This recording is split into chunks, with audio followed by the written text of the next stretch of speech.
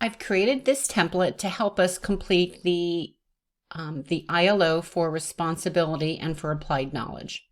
So in this Excel document, this first sheet is for the responsibility ILO, and then clicking to the right here is the applied knowledge.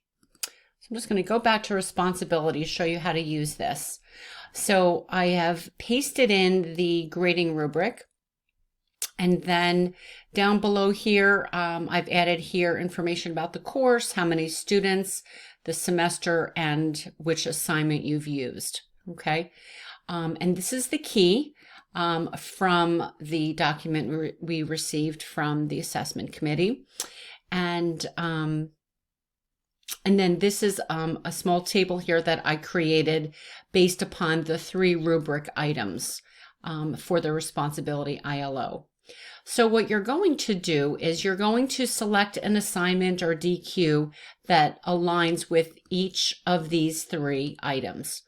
So what you're going to do is decide how well the student met this professionalism item. And when you decide, okay, here you have student A, this student received a 4 for professionalism.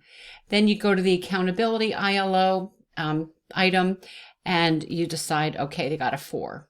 Here on teamwork, they got a 2. So then you go over here to decide whether or not the student exceeded, met, approached, or did not meet.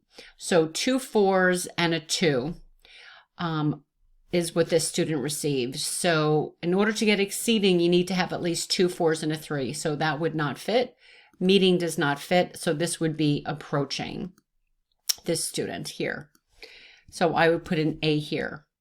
And you just keep going down with each student's name, grading for each one of these items. And then this column on the right will be a combination of E's and M's, maybe another A, and so on.